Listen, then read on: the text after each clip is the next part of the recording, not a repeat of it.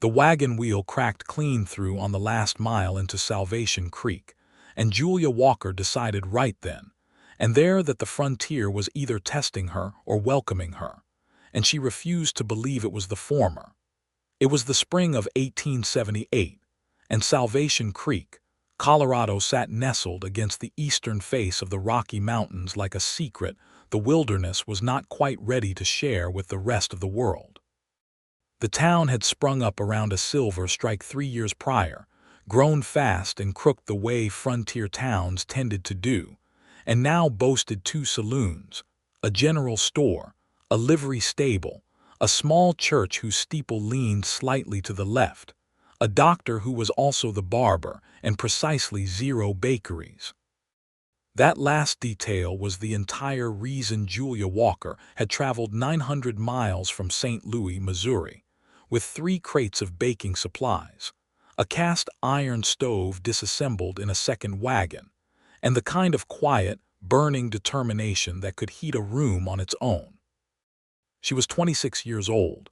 With dark brown hair she kept pinned firmly beneath a bonnet that had seen better days, sharp green eyes that missed very little, and hands already calloused from years of kneading dough in her aunt's kitchen back east.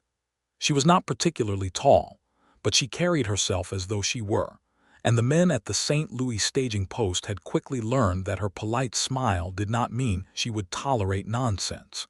She had saved for 4 years to make this journey. She had read every letter from her friend Constance Hale, who had moved to Salvation Creek 18 months ago with her husband Thomas, and written back enthusiastically about the lack of proper baked goods in the entire territory. She had planned this bakery down to the last detail, from the name painted on the sign she had commissioned in St. Louis, to the flavors she would feature on opening day, to the exact placement of the counter in the shop she intended to rent from the local land agent. What she had not planned for was a broken wagon wheel on the outskirts of town, with her cast iron stove sitting in the back of that wagon, and the sun already beginning to drop toward the mountain peaks in the west. Julia climbed down from the wagon seat, assessed the damage with practiced calm, and looked up and down the empty road. The town was visible perhaps 3/4 of a mile ahead. Behind her, the road curved back through pine-thick hills. There was no one in sight, and the draft horse, a steady roan named Chester, looked as unconcerned as an animal could look, which was not particularly helpful. She was debating whether to unhitch Chester and ride him into town for help when she heard it, the heavy, unhurried crunch of boots on pine needles, coming from the tree line to her left. He emerged from the forest the way the mountains themselves seemed to exist, without apology and without announcement. Arthur Winslow was a large man in every sense of the word. He stood well over 6 feet, broad through the shoulders in a way that suggested the kind of strength built not in gymnasiums, but in years of hauling timber and wrestling with the wilderness. His arms were thick with muscle beneath a worn flannel shirt rolled to the elbows despite the cool mountain air, and his hands, when she noticed them, were the size of small shovels. He had dark hair that fell past his collar, untrimmed and wind-tangled, and a beard that was full but not unkempt, threaded through with the faintest suggestion of early gray at the jaw. His eyes were the particular shade of gray-blue that mountain lakes get in late autumn, and they moved over the broken wagon with the quick, assessing look of someone accustomed to solving problems in the wilderness. He was carrying a field-dressed deer over one shoulder as though it weighed nothing, and a long rifle in the other hand, and he stopped when he saw her standing in the road. "Wheel gave out," he said. "It was not a question." "Quite thoroughly," Julia agreed. She had learned that in the West plain speaking was its own form of politeness. He set the deer down against a nearby boulder and leaned his rifle carefully against the same rock. He walked to the wagon and crouched beside the broken wheel, turning it in his big hands, examining the damage with those quiet gray-blue eyes. "Front axle took some stress," he said, mostly to himself. He stood and looked at the wagon bed, noting the enormous shape of the disassembled stove beneath its canvas cover. "What are you hauling?" "A cast iron stove, 3 crates of baking supplies, a sign that says Walker's Bakery on it, which I will be opening in Salvation Creek. She paused. My name is Julia Walker. He looked at her for a moment with an expression she could not entirely read. Arthur Winslow, he said. I have a mule back through those trees that I use for packing. I can get this stove and your supplies to town before dark if you want to help me make the trips. She studied him. He was a stranger in the wilderness, enormous and armed, and she was alone on an empty road. She also had a stove worth more than she cared to think about sitting in a broken wagon, an instinct which she had learned to trust over 4 years of planning a cross-country journey alone, told her that this particular man was exactly what he appeared to be, which was a mountain man who lived by a straightforward code and had no interest in causing her trouble. I would be grateful, she said. He nodded once, the way people in the mountains nodded when words would have been excessive, and walked back into the tree line. He returned within a few minutes leading a big, broad-chested mule that regarded Julia with the serene indifference that mules specialized in. Together, working with surprisingly easy coordination for 2 people who had met less than 10 minutes ago, they transferred the crates and the pieces of the stove from the wagon to the mule and to Chester, who accepted the rearrangement of his load without complaint. Arthur tied the deer across the mule's haunches with practiced efficiency, and they set off down the road towards Salvation Creek in the golden-pink light of a Colorado evening, walking side by side with the horse and mule trailing behind them. You came alone, he asked, after they had walked perhaps a quarter-mile in companionable silence. I did. From where? St. Louis. He was quiet again for a bit. She had the impression he was not a man who asked questions simply to fill silence, but rather that each question he asked was one he actually wanted answered. Long way, he said finally. 900 miles, roughly. You have people in town. A friend, Constance Hale. Her husband Thomas runs the assay office. He nodded. I know Thomas Hale, good man. Constance tells me there is no bakery in Salvation Creek. There is not. He said it with a particular weight, as though the absence of a bakery was a hardship he had personally and specifically felt. Julia glanced sideways at him. You enjoy baked goods, Mr. Winslow. He did not look at her, but something shifted at the corner of his mouth. It was not quite a smile, but it had the structure of one, like a smile in the early stages of construction. My mother baked bread every Sunday morning when I was a boy, he said. Fresh bread with butter. Sometimes she made apple cake. I have not had proper bread in 4 years. Town baker moved to Denver in '74. Then I hope you will come and visit Walker's Bakery when I open, she said. Now he did look at her, and the corner of his mouth finished the project it had started. I expect I will, he said. They arrived in Salvation Creek as the last of the daylight faded from the sky, the mountains behind them dark and enormous against a wash of purple and deep orange. The main street was alive with the yellow glow of oil lamps from the saloon windows, and a few figures moved along the boardwalk. A dog barked somewhere and was shushed. The smell of wood smoke and horses was everywhere, along with something less identifiable that was simply the smell of a working frontier town, all iron and ambition and impermanence. Constance Hale came out of the hardware store, which adjoined her home, when she heard Chester's hooves on the packed dirt of the main street, and her face lit up like one of those oil lamps the moment she saw Julia. She was a pretty, round-cheeked woman of 28 with red hair and a laugh that could be heard halfway down the street, and she crossed to Julia in 4 quick steps and embraced her so firmly that Julia's bonnet was knocked sideways. You made it. You actually made it. I was beginning to worry. It has been dark for nearly half an hour. What on earth? She stopped, noticing Arthur Winslow standing behind Julia with the mule and the horse. Arthur, she said in a slightly different tone, one that Julia could not quite interpret. You brought her in. Her wheel broke, he said simply.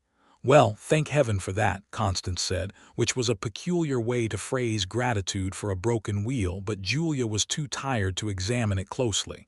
Thomas, Constance called back toward the door. Come help with Miss Walker's things. Thomas Hale appeared in the doorway, a lean, pleasant-faced man with sandy hair and spectacles, and he came down the steps with his hand outstretched toward Julia. "Welcome to Salvation Creek," he said warmly. "We have heard about nothing but this bakery for the last 6 months, I hope you know." "I hope it lives up to the anticipation," Julia said. Between the four of them, and with Arthur doing the lion's share of the heavy lifting, moving the pieces of the cast iron stove and the supply crates required 2 trips through the dark Main Street to the empty storefront on the corner of Main, and second that Julia had arranged through a letter to the local land agent, a man named Horace Finch. Arthur carried the largest components of the stove with an ease that made Thomas Hale look slightly embarrassed by comparison, and Julia found herself watching those broad shoulders move through the lamplight with more attention than was strictly necessary. When the last crate was inside and the storefront door was locked, Arthur retrieved his deer from the mule's back and straightened up and settled his rifle on his shoulder. "Thank you," Julia said, meaning it fully. "You saved my stove and possibly my entire livelihood. Is there anything I can do for you in return?" He looked at her for a moment, in the way that was already beginning to feel familiar to her after only a few hours. That quiet, measuring look that was not unfriendly, merely thorough. "Come by the bakery when I open," she added, since she suspected she already knew what his answer would be and she did not want him to feel obligated to ask for anything. "I will," he said. And then he touched the brim of his hat, a gesture so simple and genuine it struck her somewhere in the vicinity of her chest, and he walked off down the dark street with the mule and the deer, his big silhouette growing smaller until the darkness swallowed him entirely. "Well," said Constance, from directly behind Julia's left ear, in the tone of a woman storing up information for later use, "I see you met Arthur Winslow." "Apparently he has not had proper bread in 4 years," Julia said, turning back toward the storefront. "No, indeed," Constance said, and the smile Julia glimpsed on her friend's face in the lamplight was the particular smile of a woman who was already several steps ahead in a game the other person did not know they were playing yet. The next morning, Julia was inside the storefront at first light. The space was generous by frontier standards, a single large room with a plank floor, 2 good-sized windows facing the street, a back door that opened onto a narrow alley, and a stone hearth in the back wall that would do well for early work while she got the cast iron stove properly assembled and positioned. The walls needed whitewashing, the floor needed sweeping down to bare wood, and there was a section of the counter along the left wall that someone had carved initials into, which she decided she would simply sand and refinish rather than replace. She tied on her apron and got to work. She spent the better part of 3 days transforming the space before she could even begin the work of assembling the stove. Constance helped when she could, which was not as often as either of them would have liked because Constance's youngest child, a boy of 4 named Henry, was in the energetic phase that made absence a complicated undertaking. Thomas Hale helped on the evenings of the first 2 days, and several of the townswomen stopped in to introduce themselves and offer assistance, which Julia accepted gratefully. She was on the second day, up on a ladder applying whitewash to the back wall, when the bell above the door she had not yet hung actually rang because she had propped the door open, and she heard heavy boots on the plank floor below. "Miss Walker." She knew his voice already, which surprised her slightly. She looked down from the ladder. Arthur Winslow stood in the doorway of the shop, his big frame blocking a considerable portion of the morning light, carrying a cloth-wrapped bundle in one hand. He was wearing a cleaner shirt than he had been the evening they met, and his dark hair had been pushed back from his face. "Mr. Winslow," she said, "come in." He stepped inside, looked around the room with the same quiet thoroughness he had applied to the broken wagon wheel, and offered her the bundle. "My neighbor Mrs. Garfield asked me to bring you this. She heard there was a baker setting up and she wanted to welcome you to town." Julia climbed down from the ladder, wiping her hands on her apron, and accepted the bundle. Inside was a jar of mountain honey, a wedge of hard cheese wrapped in cloth, and a note in Mrs. Garfield's handwriting welcoming her to Salvation Creek. She looked up at him. "Mrs. Garfield sent you with this." He looked at the wall she had been whitewashing. "The top left corner has a drip," he said. She turned and looked. He was correct. She looked back at him with raised eyebrows. Did Mrs. Garfield also notice that? His expression did not change, but those gray-blue eyes held something that might have been humor. "She is not here to ask." "I see." She smiled, fully and without reservation, and his expression shifted in a way that was almost imperceptible but that she caught because she was already, she realized, paying attention to his face in a way she could not entirely explain. "Well, please tell Mrs. Garfield I am grateful." "I will." He did not leave. He looked at the counter, at the stone hearth, at the pieces of the cast iron stove still stacked against the back wall. "You are assembling that yourself?" "I assembled it in St. Louis to be sure I knew how," she said, "and then I had it disassembled for transport, so yes." He was quiet for a moment. "I am reasonably familiar with cast iron stoves," he said, in a tone that was the verbal equivalent of understatement. "If you need another set of hands." She studied him. "I would not want to take you away from your work. I came down from the mountain to restock at the general store. I have 2 days before I need to go back up." "Then yes," she said. "I would be grateful for the help." They spent the better part of that afternoon assembling the stove, which involved fitting together the heavy iron sections, connecting the flue pipe, and testing the draw in the stone hearth to ensure the smoke would move properly up and out. Arthur's hands were sure with iron and metal work, and he worked without fuss, doing what needed to be done with the kind of competence that came from years of maintaining equipment in remote places where there was no one to call for help. They talked while they worked, in that manner of people whose hands are occupied, and who therefore speak without the self-consciousness that comes from sitting across from someone face to face. Julia told him about St. Louis, about her aunt's kitchen where she had learned to bake, about the 4 years of saving wages from working in a hotel kitchen, about the moment she had received Constance's letter describing Salvation Creek and thought, with absolute certainty, "Yes, this is where the bakery goes." He listened with the focused attention of a man for whom conversation was not noise but information, and when he responded, it was with thoughtful brevity. She learned that he had come west in 1870, when he was 22, from a farm in western Pennsylvania that he had left behind him without much regret.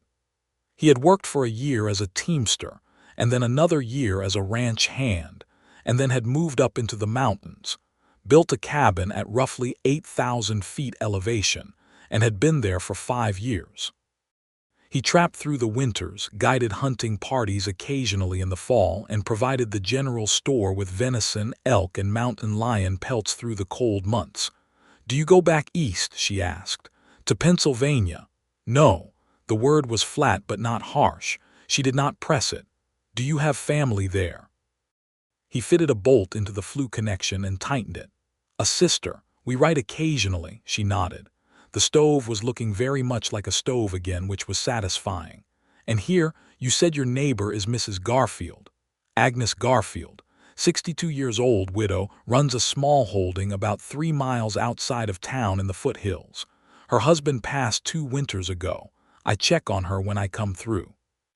He said it without any indication that this was remarkable, which told her it was simply part of his code, the quiet, unannounced care of someone nearby who needed it.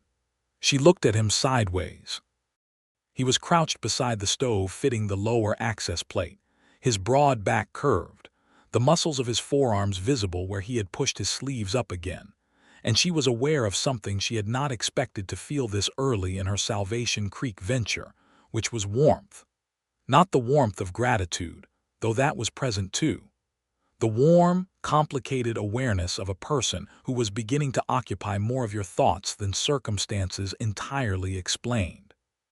She returned her attention to the upper section of the flue pipe and told herself very firmly that she had a bakery to open. That evening, after Arthur left to attend to his supplies at the general store, Constance appeared at the bakery door with Henry on her hip and a pot of beef stew that she set on the stone hearth to warm. "So," she said, with no preamble whatsoever. "So," Julia replied, sweeping the floor for the second time that day. "Arthur Winslow helped you set up the stove." "He did. He was kind enough to offer." "Arthur Winslow," Constance said, with the careful emphasis of someone presenting key evidence, "has never voluntarily set foot in any of the 3 previous businesses that have occupied this storefront. He comes to town, he collects his supplies, he goes back up the mountain. He does not linger, he does not assist strangers with their stoves, and he has not, to my knowledge, spent an afternoon in anyone's company in the 3 years I have known him." "Perhaps he simply had time to spare," Julia said. Constance gave her the look of a woman who had been her friend for 8 years and therefore saw directly through her. "He likes you," she said. Julia swept a pile of sawdust toward the door. "He does not know me." "He is working on it," Constance said. "And so are you." "I am opening a bakery, Constance. I am not." "Both can be true," Constance said cheerfully, and Henry grabbed a fistful of her hair, and the subject was temporarily abandoned in favor of the stew, which was excellent. On the 3rd day, Julia lit the stove for the first time. She had spent the previous evening mixing her first batch of sourdough starter, which she had carefully transported from St. Louis in a small, sealed crock, maintained with the devotion of someone carrying something irreplaceable. Her aunt had started that culture 15 years ago, fed it twice a week without fail, and given Julia a portion of it the morning she left, pressing the crock into her hands with tears in her eyes and the admonition to never let it die. She had not.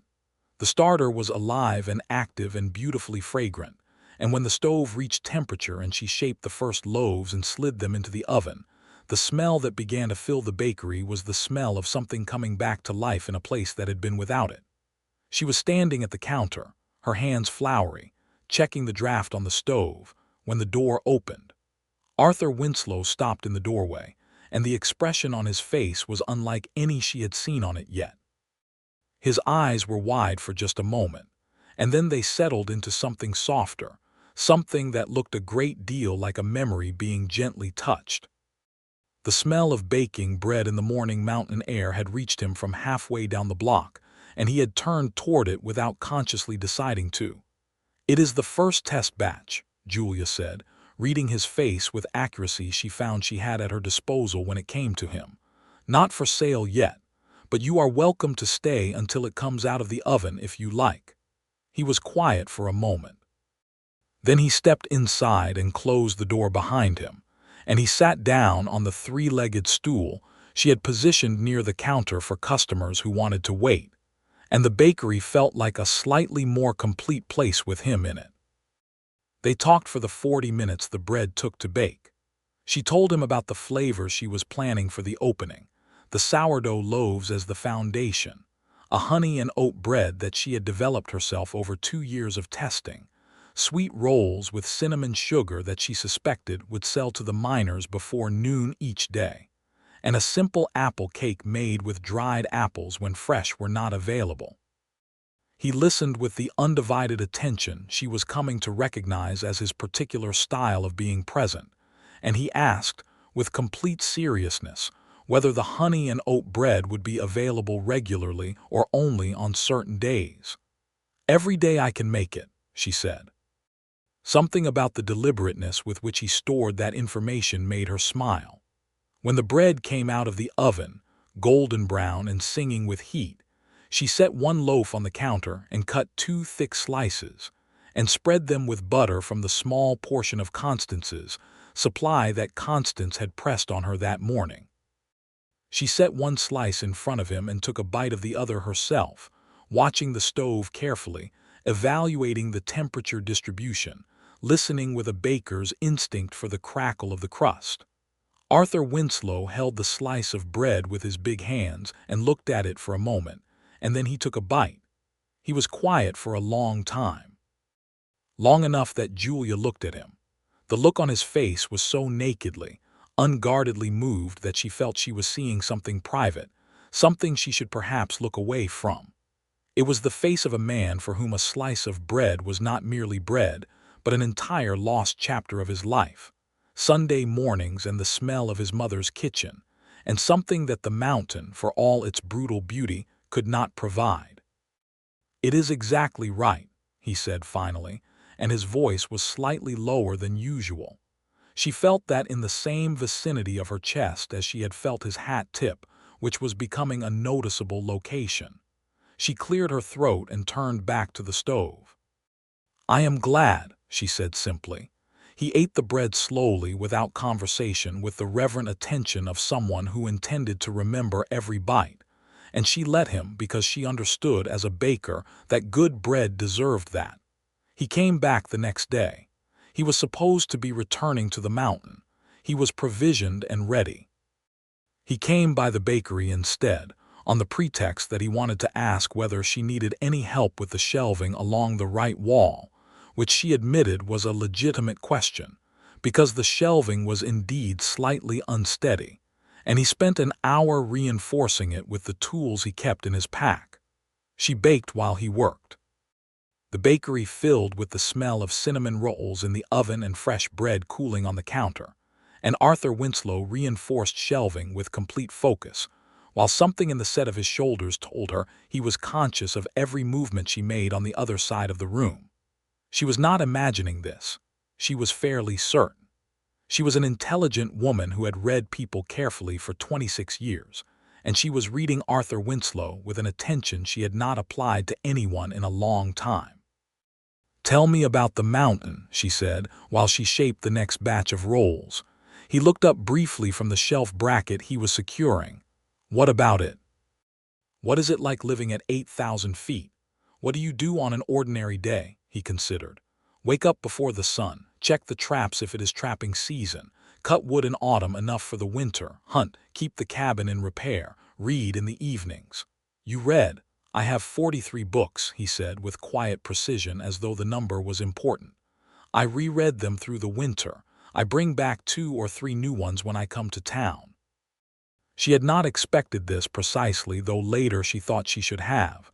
He was a man who lived largely in silence, and silence needed to be filled with something. "What do you read?" "History, mostly. Some philosophy. I have a volume of Shakespeare's tragedies that I have read 4 times. I find it useful to be reminded that most problems are of human making." She looked at him sideways, surprised and delighted. "That is a very particular interpretation of Shakespeare." "It is accurate," he said, without defensiveness. She laughed. It was the first time she had laughed openly with him, and the sound of it in the bakery was right in some way she could not have articulated. He looked at her when she laughed, and for just a moment the expression on his face was the look of someone hearing a sound they had forgotten they wanted to hear. He finished the shelving, and she took the rolls out of the oven, and she gave him one, because she owed him for the shelving and because she wanted to see his face when he ate it, and his face when he ate it was worth every speck of cinnamon and sugar she had used in the making. "You are going back up the mountain today?" she asked, when he had eaten the roll and was gathering his tools. "I should have gone yesterday," he said. "Yes," she agreed. "When will you come back?" He looked at her for a moment. "Sooner than I usually do," he said.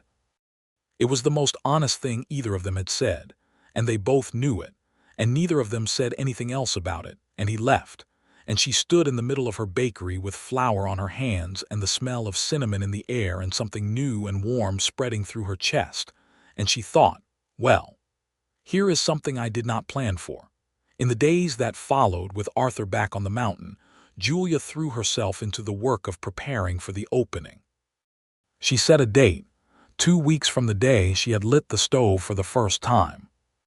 She had cards printed at the newspaper office, which was run by a small, energetic man named Edgar Pratt, who was delighted at the prospect of a bakery in town, and promised to mention it in the Salvation Creek Courier.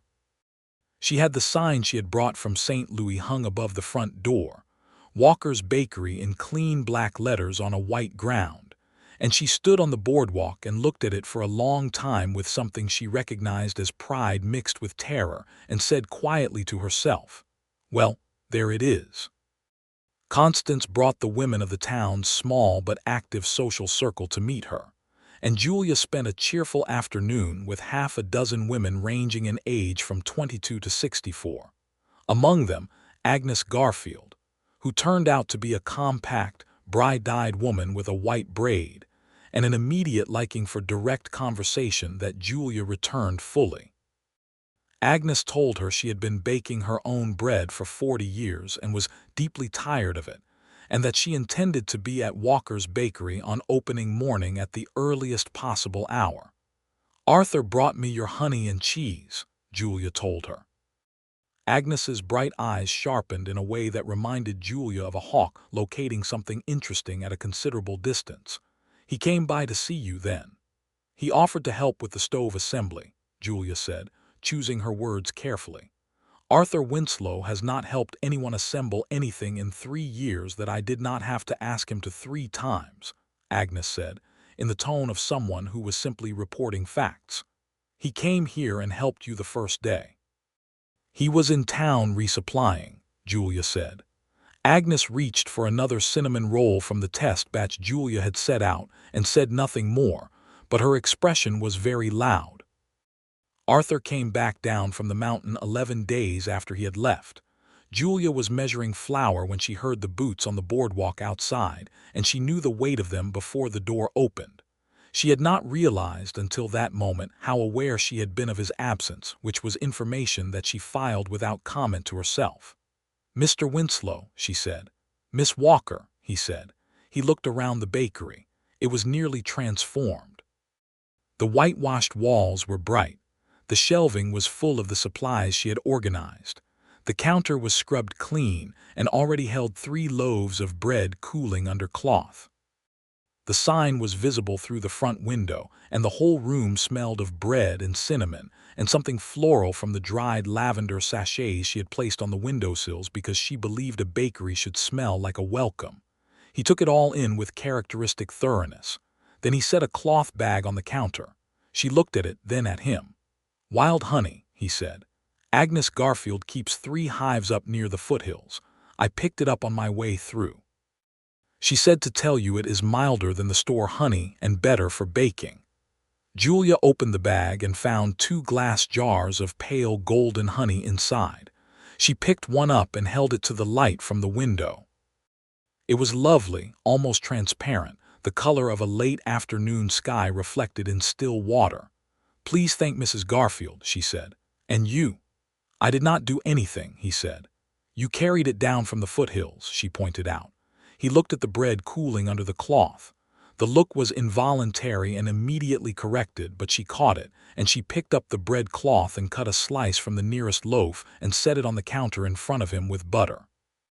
He ate it at the counter standing, and she went back to her flour measuring, and they were comfortable with each other in a way that took some people years to achieve and seemed to have taken them approximately 2 weeks, which she thought about without entirely resolving.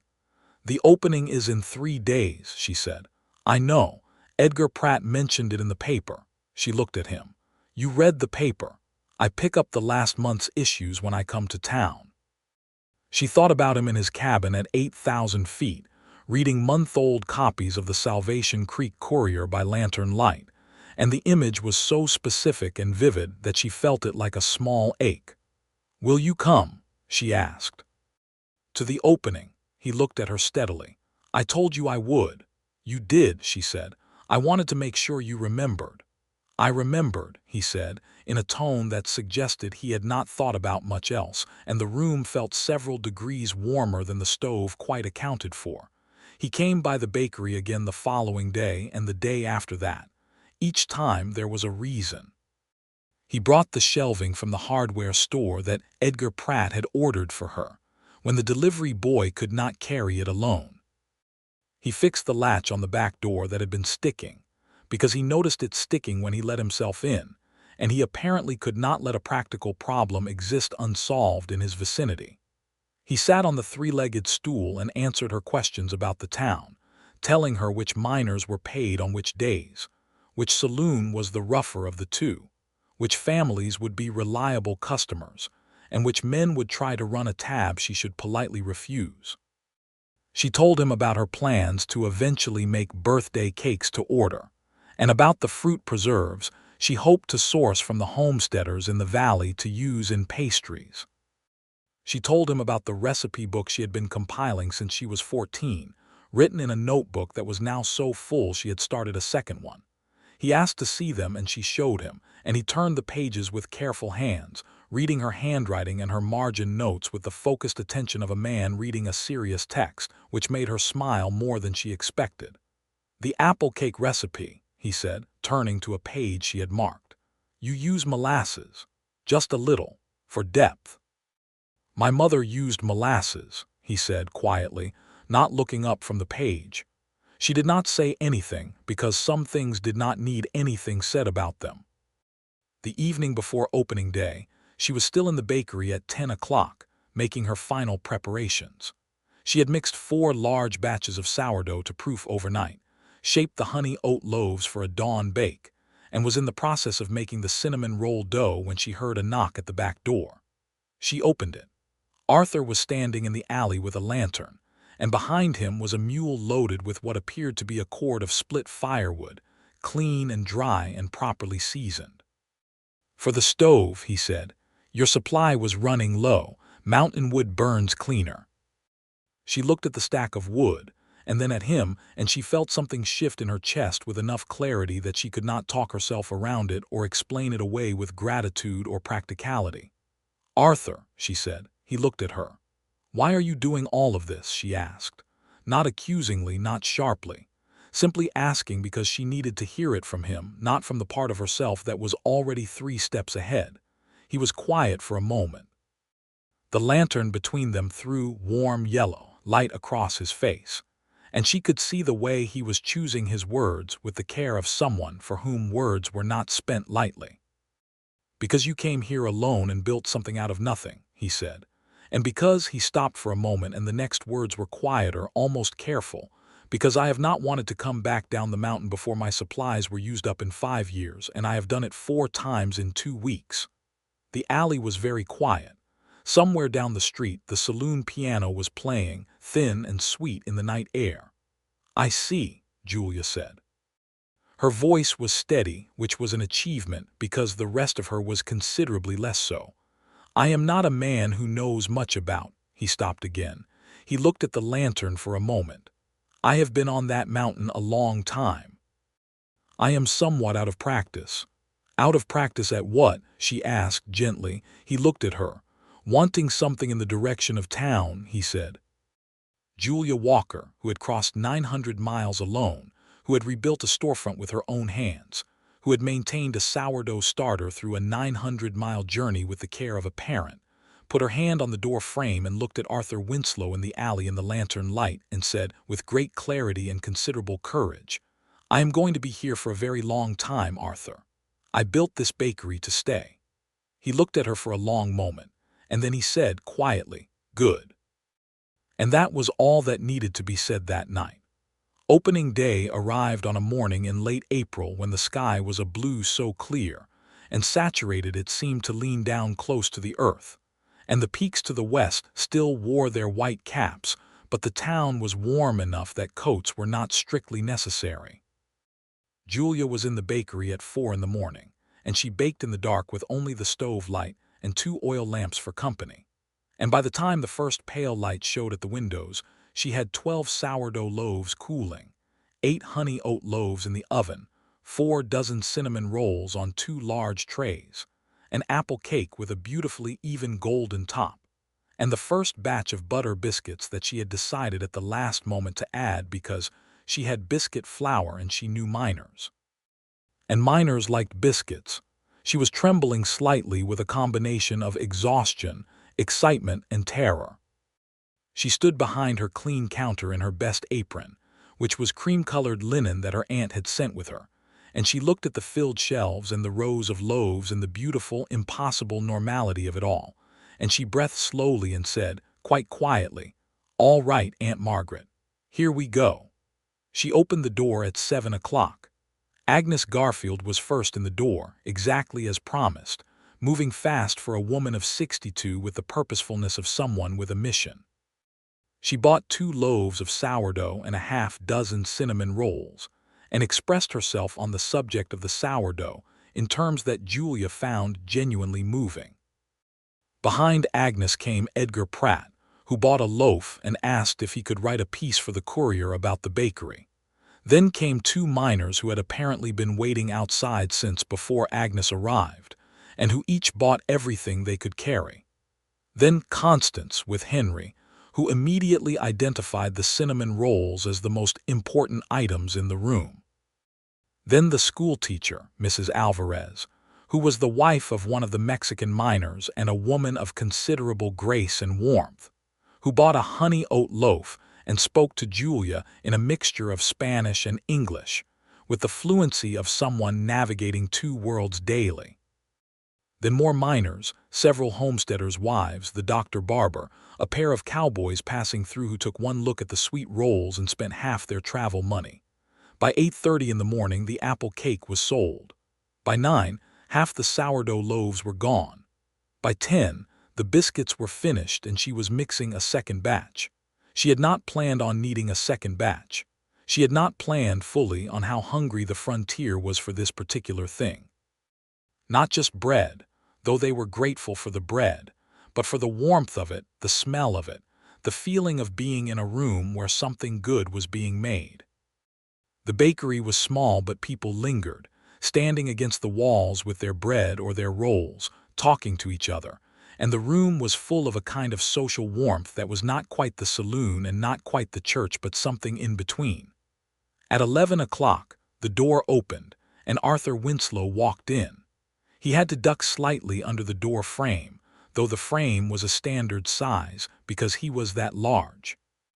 He was wearing what was clearly his good shirt, dark blue flannel, clean and pressed in the way that suggested effort and intention. His dark hair had been combed back, and he had trimmed his beard, not much, but enough that it was clearly deliberate. Julia was behind the counter, handing a loaf to a homesteader's wife, and she looked up and saw him, and she felt the warmth spread through her chest with the reliable force of something she had stopped pretending to herself that she was not feeling. There was a noticeable pause in the room's chatter, because Salvation Creek was a small enough town that people noticed things, and most of them had never seen Arthur Winslow inside a business establishment that was not the general store or the livery. He walked to the counter and looked at the remaining loaves and the rolls and the second pan of biscuits just out of the oven, and he looked at her. "Happy opening day," he said.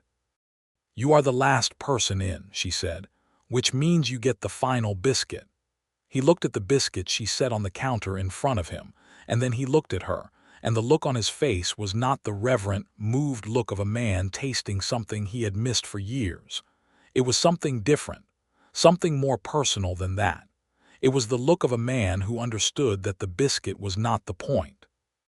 He picked it up and ate it standing at the counter while the rest of the room gradually resumed its conversations, and she went on serving customers, and every time she glanced up he was still there, leaning against the counter, unhurried in the way of a man who has decided where he is going to be and has no reason to be anywhere else.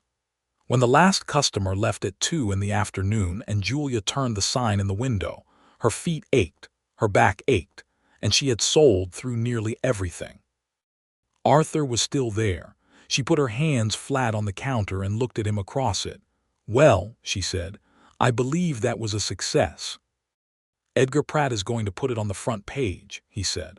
"I heard him say so on the way in." She laughed, tired and giddy with relief and triumph, and she pressed her hands over her face for a moment and breathed, and when she lowered them he was looking at her with that expression that had no useful name other than warmth. "Come and sit down," she said. "I am making tea. There is half a loaf of honey oat bread left that I am not selling to anyone, and we are going to eat it." He came around the counter, which no customer had yet done, and she was briefly aware of how large the space he occupied was, both physical and otherwise. He sat on the 3-legged stool, which creaked slightly, and she put the kettle on the stove and cut the last of the honey oat bread and spread it with butter and Agnes Garfield's pale mountain honey, and they ate in the quiet of the closed bakery while the afternoon light moved golden through the front windows. "How does it feel?" he asked. She thought about it honestly. "Like the beginning of something I have been walking toward for 4 years," she said. "Like I am finally in the right place." He looked at her for a moment.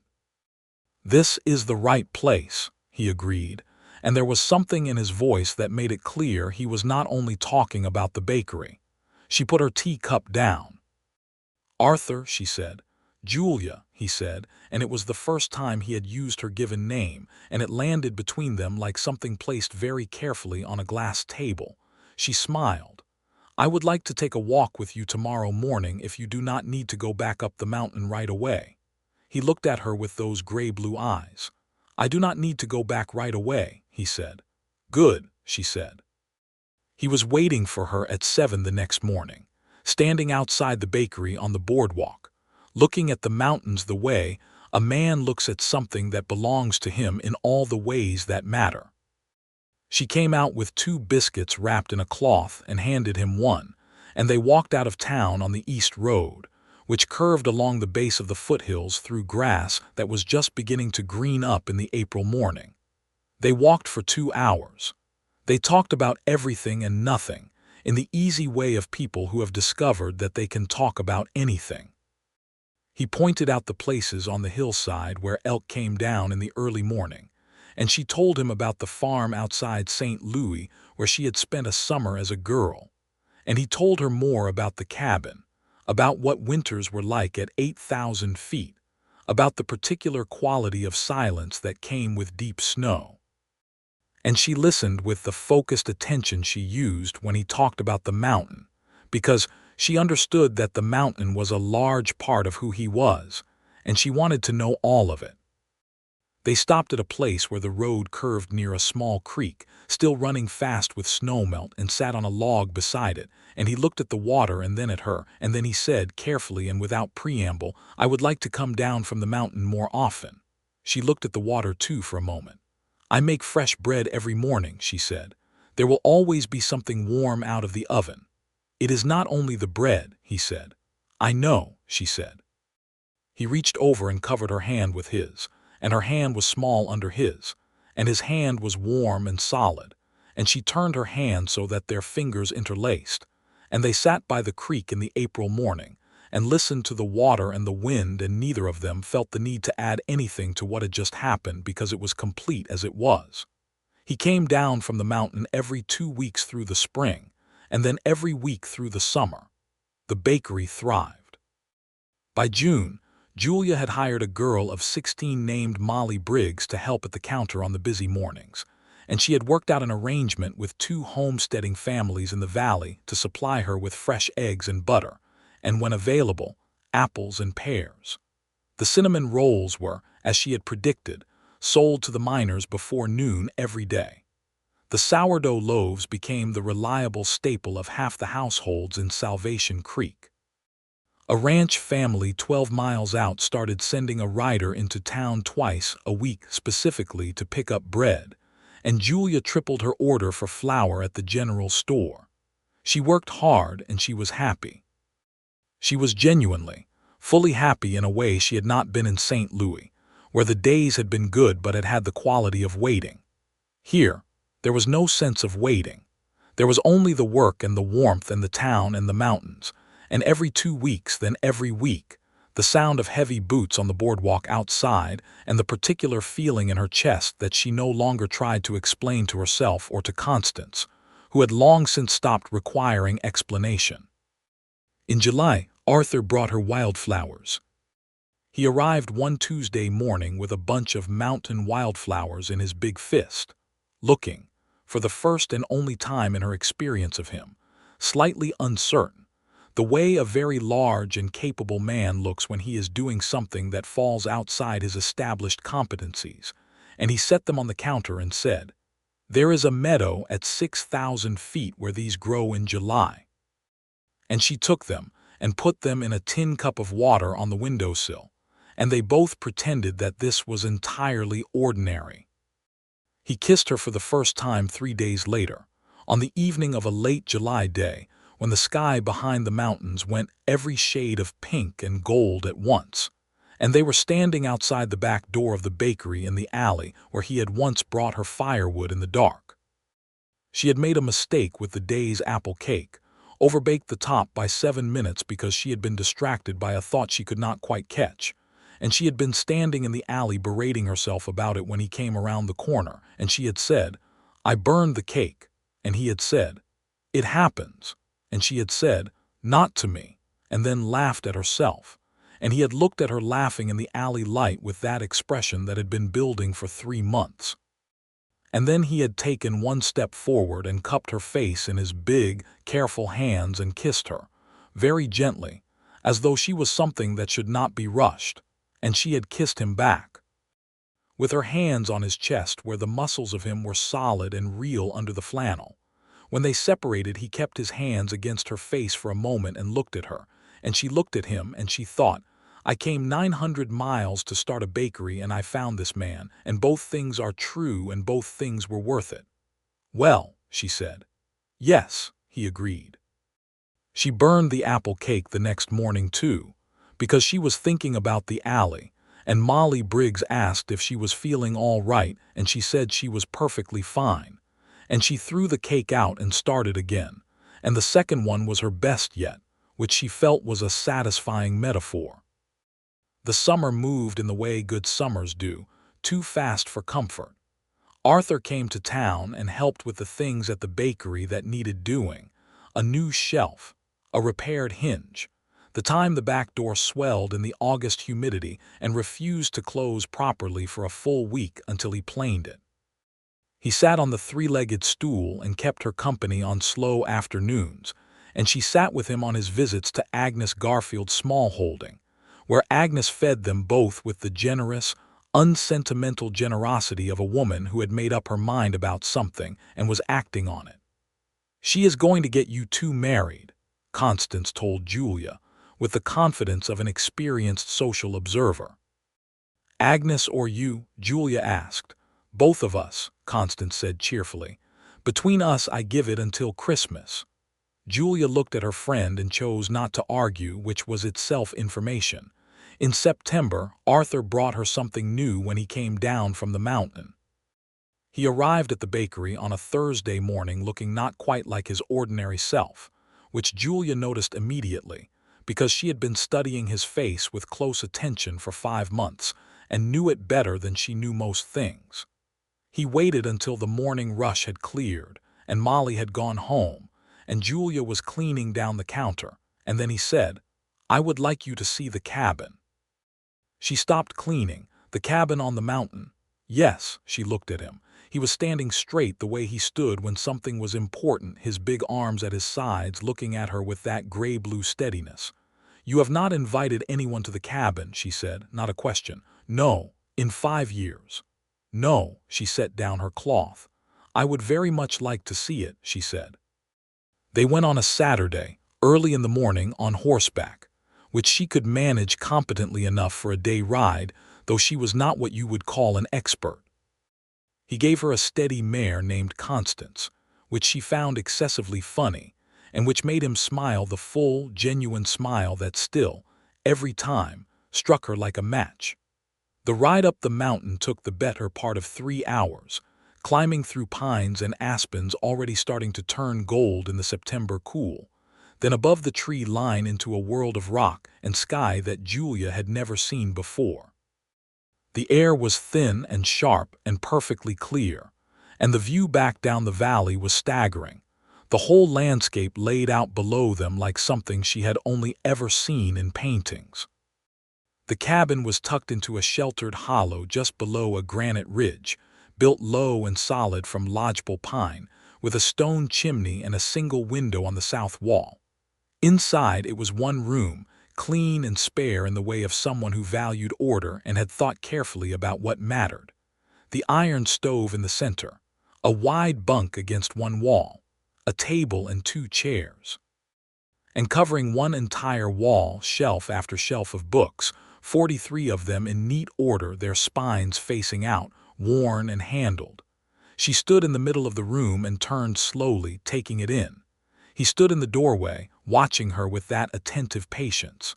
"You built all of this yourself?" she asked. Yes. She looked at the books. She walked to them and read the spines, history and philosophy and the Shakespeare volume he had mentioned, but also 2 volumes of poetry she had not expected, and a natural history of the Rocky Mountains and a very worn copy of Great Expectations, which she pulled out and looked at. Dickens, she said. I like the story of someone building something from nothing, he said from the doorway. She put the book back and turned around. He was leaning against the door frame, watching her, and the September light was behind him and the mountain was behind him, and she thought, this man built this life with his hands and his mind and his solitude, and he has brought me here to see it, and she knew very precisely what that meant. She walked toward him. He straightened from the door frame as she came close, and she put both hands flat against his chest, which was a habit she seemed to have developed without deciding to. Arthur, she said. Julia, he said. I love you, she said. She said it plainly, the way she did things, looking directly at him, because she had crossed 900 miles alone and built a business from the ground up, and she was not afraid of a true thing. He was still for just a moment. Then he covered her hands with his and looked at her with those gray-blue eyes that were completely unguarded, the way they sometimes were when she had startled him into honesty, and he said, I have been in love with you since you told me you crossed 900 miles alone to open a bakery. I did not know what to do with it for some time. She smiled. And now? Now I know, he said, and he pulled her in and held her against his chest, and she could feel the solid reality of him, and the mountain wind moved over the cabin roof. And down below in the valley the autumn was beginning, and she held on. They had lunch outside on the flat rock above the cabin, sitting in the high September sun, and she told him that the bakery was doing well enough that she had been thinking about adding a second cast iron stove in the spring to expand capacity. And he listened with the particular attention of someone invested not just in a business, but in the person who ran it.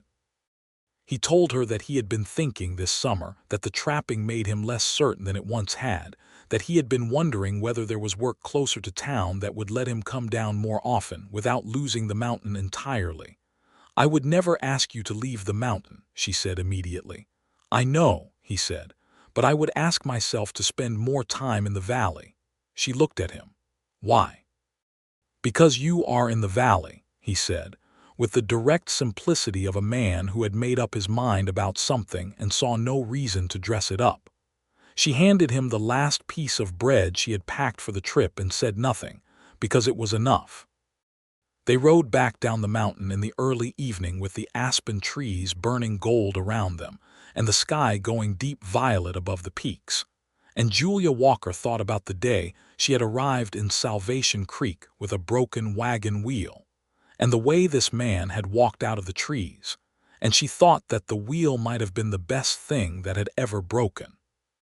October came, and with it the first cold mornings that made the bakery, already warm from the stove, feel like the single most welcoming place in Salvation Creek.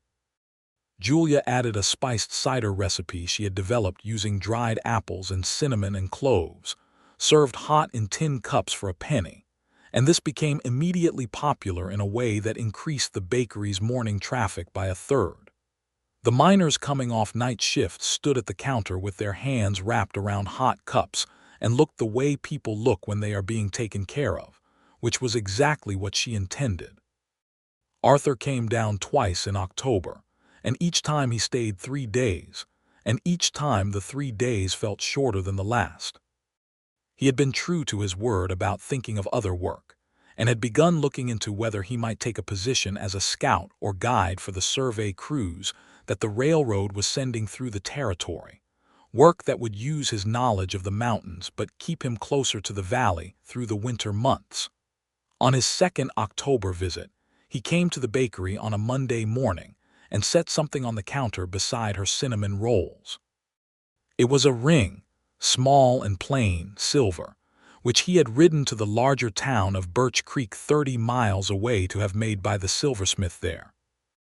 Julia put down the cloth she was holding and looked at the ring and then at him, standing on the other side of the counter in the morning light. I am not a man who is good with speeches, he said.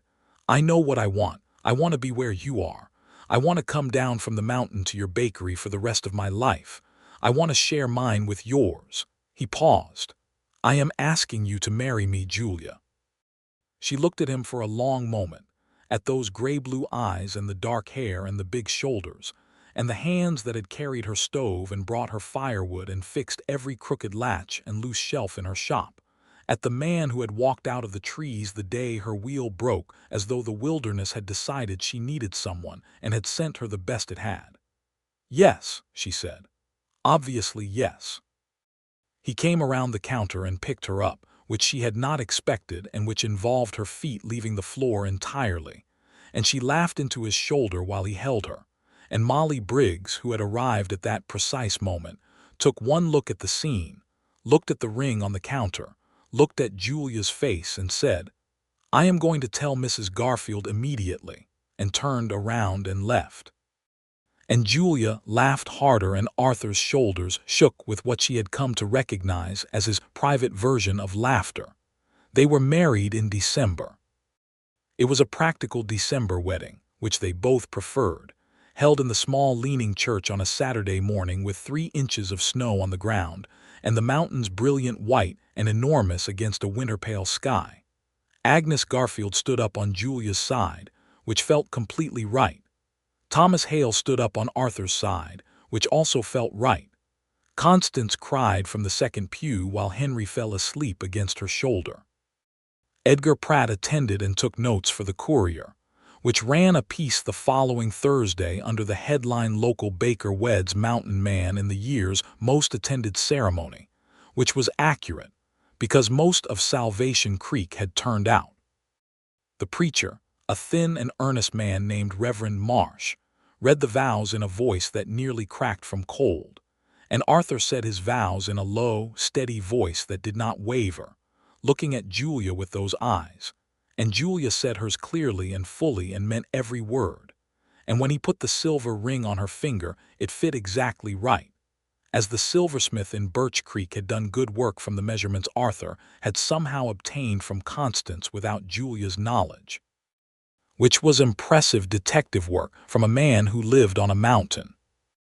After the ceremony, half the town came to Walker's Bakery, which Julia and Constance had prepared the day before, and Arthur carried the table outside to the boardwalk despite the cold because there were too many people for the interior, and everyone stood in the December air with hot cider and bread and sweet rolls, and the particular joy of a frontier town that has had a good thing happen and knows it. Agnes Garfield stood beside Julia and looked out at the crowd and said, "Well, I had it right in September, more or less." And Julia looked at her and said, "Did you engineer this?" And Agnes said, "I merely provided honey at a strategic moment," and her bright hawk eyes were entirely satisfied. They spent their first married winter in the valley. Arthur had secured the survey crew work, which took him out into the mountains for stretches of a few days at a time but brought him back regularly, and the cabin on the mountain was closed up for the worst of the cold months. Julia had been offered the use of the rooms above the bakery, which the land agent Horace Finch had always included in the rental arrangement, and she had been sleeping there since her arrival, and now Arthur carried his things down from the mountain and they occupied the rooms together, and the bakery smelled like bread in the mornings, and their home smelled like the mountain he brought down on his boots and coat, and it was the particular, specific smell of a life combining with another life. The winter was hard that year. The snows came early in November and piled deep, and by January the road in from the east was impassable for 3 weeks, which meant the supply wagons could not get through and the general store's stock ran low. Julia stretched her flour supplies with fierce, careful arithmetic, baking smaller quantities each day so that the families most dependent on the bakery for their bread would still have access to something. She developed a recipe for thin, crisp flatbreads that used less flour than loaves and more of the cornmeal she had in abundance, and the miners and the homesteaders ate them without complaint and were grateful. Arthur, during the same 3 weeks, made 4 trips on horseback through the deep snow to the larger settlement of Birch Creek to secure additional supplies for the town's general store, which the store's owner, a practical man named Garrett, could not make alone. Arthur knew the mountain routes well enough to find paths through the deep snow that the road did not offer, and he made the trips with the unhurried competence of someone for whom winter in the mountains was not an emergency, but simply a condition to be worked within. Julia watched him come back from one of these trips, the third one, snow-covered and cold and entirely matter-of-fact about it, and she met him at the bakery's back door with hot bread and broth, and he sat at the table and ate without fanfare, and she sat across from him and watched him and felt the kind of love that is not the brilliant early wildfire but the deep, sustaining kind, the kind that has tested itself and found itself solid. "You do not have to do that," she said, meaning the supply runs. "Garrett could wait." "Garrett has 6 families depending on his store," he said. She looked at him. "I know." He met her eyes, and there was an understanding between them that needed no further articulation. Spring came the way it always did in the Rockies, dramatically and all at once, the snow still heavy on the peaks, but the valley turning green overnight and the creek running wild with melt. Julia ordered her spring flour supplies and planned the additions to the bakery menu that she had been working on through the winter. A yeasted honey cake she had developed using Agnes Garfield's mountain honey, and a technique from her aunt's recipe book adapted for high-altitude baking, a savory bread with rosemary and salt, and a proper fruit pie using canned cherries until the summer's fresh fruit was available. She told Arthur the news in late March, on a Saturday morning when the light was coming through the bakery's windows at the particular angle that meant spring, while they sat at the counter with their tea. He went very still in the way he went still when something mattered enormously. "A baby," she said, watching his face. His face did what it rarely did, which was show everything. The careful, wondering happiness of a man who had expected to be alone in the mountains forever and had been given something he had not known how to ask for. He set his teacup down and put his hand flat on the counter between them, and she put hers over it, and they sat with it for a moment, the both of them, the morning light and the bread cooling behind them, and the sound of the creak from the open door, and this new enormous thing between them. "We need more space," he said finally, which was practical and exactly right. "The rooms above the bakery are enough for now," she said, "but yes, a house when we can manage it." "I have been pricing lumber at the mill in Birch Creek," he said. "Since January," she stared at him. "Since January, I was planning for possibility," he said without embarrassment. She looked at this man, this enormous, quiet, thoroughly competent man who had been planning a house for the baby since January while also hauling supplies through blizzards for the town, and she thought, "I do not deserve him," and then she corrected herself, because her aunt had told her 20 times that a woman who works hard and loves honestly deserves every good thing that comes to her, and she decided to believe it. "All right," she said, "build me a house." He built her a house. He started in May, with Thomas Hale's help on weekends and 2 carpenters he hired from Birch Creek for the heavier structural work, and it went up through the spring and into the summer on a lot he purchased from Horace Finch on the south side of town, close enough to the bakery to walk to work in 4 minutes, far enough from the saloons to sleep without disturbance. It was a real house, 2 stories, with 4 rooms on the main floor including a proper kitchen, and the walls were solid and the windows faced south and west to catch the mountain light. Julia baked through the summer with her pregnancy making itself known in the ways such things did, the fatigue in the early months, and then the renewed energy of the middle months when she felt capable of baking through the night if asked, and the bakery's business continued to grow. Salvation Creek itself was growing. A new assay office, 3 new homestead families in the valley, a small school that doubled as the town meeting hall. The railroad survey work that Arthur did was adding to a map that would eventually bring the railroad through the valley, which would change Salvation Creek in ways they discussed in the evenings, with the pragmatic foresight of people who intended to be there for whatever it brought.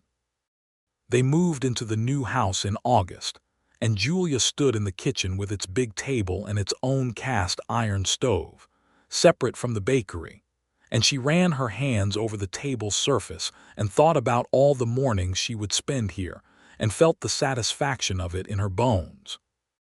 Their son was born in November of 1879, a healthy, loud, thoroughly opinionated boy whom they named William Thomas Winslow, the Thomas for Thomas Hale who had stood up at their wedding and been a steady friend to Arthur for 3 years. Arthur held William in the first minutes after his birth with the extreme care of a man for whom the weight of the child was the most important weight he had ever handled, which Julia, exhausted and relieved and overwhelmed, watched from the bed with tears streaming down her face that she would not have stopped even if she could. Agnes Garfield, who had come to help with the birth along with the doctor, looked at Arthur holding his son by the window and said to Julia very quietly, "I knew the first time I saw how he looked at you," and Julia said, "How did he look at me?" And Agnes said, "Like you were a warm room after a long winter," and Julia pressed her hands over her face and cried a little more, which was allowed. William thrived. He was a sturdy, dark-haired boy who had his father's gray-blue eyes and his mother's stubbornness, and a disposition toward loudness that neither of them could entirely account for. He learned to walk in the spring of 1880, his first steps taken in the bakery while his mother was working, grabbing the leg of the counter and pushing off and taking 2 determined steps before sitting down hard on the plank floor and looking up at Julia with an expression of extreme personal offense. She picked him up and said, "Try again," and he tried again. Arthur, who saw this, set down the bag of flour he was carrying in from the back and stood in the middle of the bakery and watched his son walk across the floor, and his face was the open, unguarded face, the one that Julia now knew was the real one, the one that came out when the mountain was in his bones and the people he loved were in front of him. Life settled into the rhythms of the frontier in the way that good lives do, full and varied and sometimes difficult and always forward-moving. The bakery expanded in the spring of 1880, as Julia had planned, with the second cast iron stove and an additional employee, a young woman named Rosa, who was the 17-year-old daughter of the Alvarez family, and who had an aptitude for pastry that Julia recognized and encouraged. She began teaching Rosa formally, with a patience and enthusiasm that reminded her, in quieter moments, of her own aunt. Arthur's survey work with the railroad was completed that spring, and he spent time considering what came next, as the railroad itself arrived in Salvation Creek in the summer of 1881, bringing with it new business, new people, and new possibilities. He made the decision, with Julia's full support, to establish himself as a guide and outfitter for the hunting and tourism expeditions that the railroad was beginning to bring through the territory, men from the east who wanted to experience the mountains and needed someone who knew them. He was extraordinary at it. He was patient with inexperienced men in a way that surprised some of them, because he was so large and looked so thoroughly capable that they expected impatience, and instead found quiet instruction, and, on the occasions when someone's foolishness required it, a very firm word that was never cruel but was absolutely clear. He kept the cabin on the mountain. He took groups up to it sometimes when they wanted to experience a high-altitude camp, and he would go up alone for a week each winter, when the expeditions had ended for the season and the mountain was quiet, and he told Julia that those weeks were important to him, not to be away from her, but to hear the particular silence of the high country, which was different from all other silences. She understood because she understood him, and she told him each time he went that the house would smell of bread when he came back, and each time he came back she was in the bakery, and the smell of bread was the first thing that reached him as he rode down the valley, and he came home to it every time. Their second child arrived in the spring of 1882, a girl this time, born in the house on a March morning when the snow was just beginning to thin on the valley floor. They named her Eleanor Agnes, the Agnes for Mrs. Garfield, who was present again, and was moved more than she showed by the middle name, though the brightness of her hawk eyes was a telling indicator. Eleanor was a quieter baby than William had been, and from her earliest weeks she would lie still and look at the light through the windows with a focused attention that Arthur said was very familiar. "She looks at things the way you do," Julia told him. "Is that a problem?" he asked. "It means she will understand everything by the time she is 6, Julia said. "So no, it is a wonder, but it is not a problem." William, who was 2.5 years old, took a careful, proprietary interest in his sister that initially involved standing beside her cradle and staring at her with intense suspicion, and eventually evolved into a fierce protective affection that made Arthur laugh, because it was so perfectly familiar to him. Salvation Creek in 1882 was no longer quite the raw frontier town Julia had arrived in. The railroad had brought it into a different phase of its life, less purely rough and impermanent, more settled and layered. There were 3 new streets of houses, a proper hotel, a second general store, a school with a full-time teacher, and Walker's Bakery was one of the oldest continuously operating businesses in town, which gave Julia a quiet satisfaction she felt each morning when she walked from the house on the south side to the bakery on Main and 2nd. She had expanded the menu 3 times, the business had provided steadily and well, and she had used the profits to add a small room at the back of the bakery that served as a teaching kitchen, where she was now formally teaching 4 young women the art and craft of baking. She thought of her aunt when she did this, and she wrote to her aunt regularly, long letters describing the bakery and the town and Arthur and William and Eleanor, and her aunt wrote back in a firm, affectionate hand that described her own days in St. Louis and always ended with the same admonishment, which was that Julia should take care of herself as well as she took care of everyone else, and Julia did her best. Agnes Garfield died in the winter of 1883, peacefully and at home, at 67 years old, and it was a grief that Julia felt cleanly and fully, the loss of a woman who had been generous and sharp and present, and had placed a hand in the small of a young mountain man's back and pointed him towards someone worth knowing.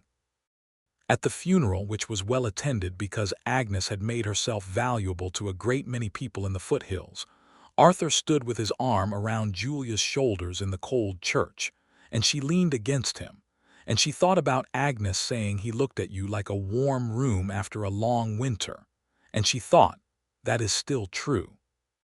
William started school in the autumn of 1883, which he approached with the combination of determination and social ease that seemed to be his particular inheritance from both his parents, and Eleanor, who was 1.5, developed the habit of sitting on the bakery floor beside Julia's feet and examining everything that was placed within her reach with an expression of serious scientific inquiry.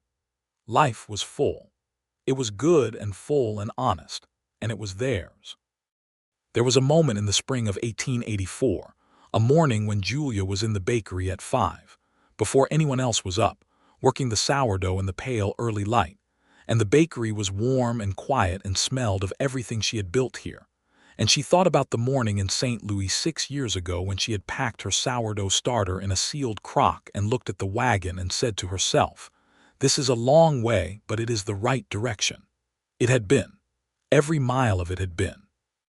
She heard boots on the back steps, and the back door opened, and Arthur came in from the early morning, his dark hair damp with dew from his walk from the house, carrying Eleanor in the crook of one arm, because Eleanor had apparently decided that 5 in the morning was a fine time to be awake, and Arthur had, characteristically, solved the problem by bringing her along. He was still in his nightshirt with a coat pulled over it and his feet in his boots, and Eleanor was examining a pine cone with the focused attention that was her specialty, and Julia looked at them in the doorway of her bakery with flour on her hands and the sourdough warm and alive under her palms, and she thought, "This is the right place, and this is the right life, and this is the man, this particular enormous, quiet, good man, and I am here." She would not go back to sleep. Arthur said, meaning Alina. No, Julia agreed. She never does once she is up. He came and stood beside her at the counter and looked at the dough. How is it coming? Good, strong. He set Alina down on the flour sack she had designated as Alina's bakery seat, and Alina sat on it and continued her investigation of the pine cone, and Arthur leaned against the counter beside Julia with his arms crossed and watched her work with the same unhurried attention he had given everything she did from the first day she had set a slice of bread in front of him on this same counter. "I have been thinking," he said, "about the cabin." He paused. "I want to take you and the children up this summer. When Alina is old enough to manage the ride, I want them to see it." She looked at him sideways. "You want them to know the mountain?" "Yes." She thought about 5-year-old William on a horse, which was an alarming image and also probably fine, because Arthur would not let anything happen to him. She thought about Alina, who was 18 months old and already regarded the world as deeply interesting, experiencing the view from 8,000 feet. "Yes," she said. "This summer." He nodded. He reached out and brushed a streak of flour from her jaw with his thumb, which was such a gentle and domestic gesture that she felt it like a wave. And she looked at him and he looked at her, and the pine cone fell off Alina's lap, and she picked it up again without looking up, and the stove kept its steady warmth. That summer, on a brilliant July Saturday, they rode up the mountain, all 4 of them, Julia and Arthur on their horses and William on a small, cooperative pony named Biscuit that had been purchased specifically for his first mountain ride, and Alina in a pack against Arthur's chest, secured in a manner he had spent 3 evenings designing and testing for safety. They rode through the aspens and the pines and above the tree line into the clear high world, and William's face, when the view opened up below them, went through 3 expressions in quick succession: shock, then awe, then the particular expression of a 5-year-old deciding that this is the best thing that has ever happened to him. "Papa," William said, looking out at the mountains and the valley below, "you can see everything from here." "Yes," Arthur said. He was looking at the view with William, and his face was the open face, the real one. "I can see your mother's bakery from here." William stared at the town below. "I can see it too," he announced. Julia, who was on the other side of Arthur, leaned over and looked at him, and he met her eyes and smiled. The full, genuine smile.